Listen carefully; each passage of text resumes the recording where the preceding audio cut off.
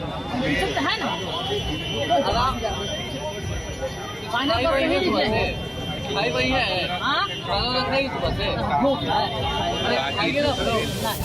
नमस्कार, news for nation देख रहे हैं आप। आपके साथ मैं हूं राजनंदिनी। छात्र आंदोलन के बाद अब छात्रों का जो गुस्सा है वो दिन प्रतिदिन और भी ज्यादा बढ़ता हुआ जा रहा है। वजह यही है कि जिस तरीके से कई छात्रों को डिटेन किया गया और उसके बाद कई छात्रों को जेल जो है वो भेजा जा रहा है। इस कड़ी में छात्रों का गुस्सा इस बात को लेकर के है कि वादा जो है वो किया गया, जेपी नड्डा के द्वारा ये कहा गया कि छात्रों को सही सलामत घर छोड़ दिया जाएगा, गिरफ्तारी नहीं की जाएगी। उसके बावजूद आप लोग ऐसा क्यों कर रहे हैं? अब ऐसे में देखिए कि सुबह सुबह कॉकरोच जनता पार्टी की ओर से एक पोस्ट किया जाता है जिसमें ये कहा जाता है कि जो वादा हम लोगों से जेपी नड्डा और डॉक्टर जितेंद्र सिंह ने किया था उसको पूरा किया जाए। और साथ ही साथ उन्होंने ये भी कहा है कि आखिर ये जुमला और ये बातें क्यों कही गई जब आपको ये वादा जो है निभाना ही नहीं था। अब देखिए कि अब से थोड़ी देर पहले सीजेपी ने एक और पोस्ट किया है जिसमें कहा है कि सभी छात्र छात्राओं को रिहा करो। आपको मालूम होगा कि एक सवाल जो है अभिजीत दिपके से पूछा गया था। उन्होंने कहा कि मैं जल्द ही बिहार की राजधानी पटना आऊंगा, सम्राट चौधरी को लेकर के जब उनसे बातें कही गई थी।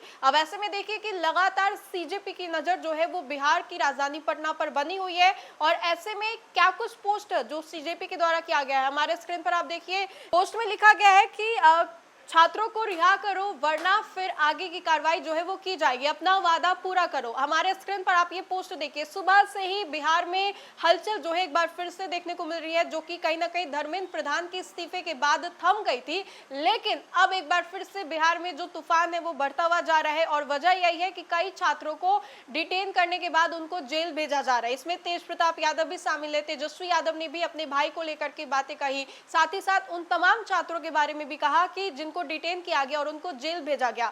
कल रात की भी हमने आपको तस्वीर दिखाई जहां पर उनके परिजन, जिन छात्रों को डिटेन किया गया और फिर उसके बाद पुलिस वैन पर बैठा करके उनको जेल भेजा जा रहा था, उस दौरान भी परिजन जो है वो रो रहे थे, कह रहे थे कि हमारे बच्चे जो है कोचिंग जा रहे थे, अपने काम करने को लेकर के जा रहे थे, लेकिन उनको डिटेन क्यों किया गया। ऐसे में देखिए कि सीजेपी ने पोस्ट किया है और कहा है कि तमाम चीजों का जो जिक्र आप लोगों ने किया था उसको पूरा कीजिए।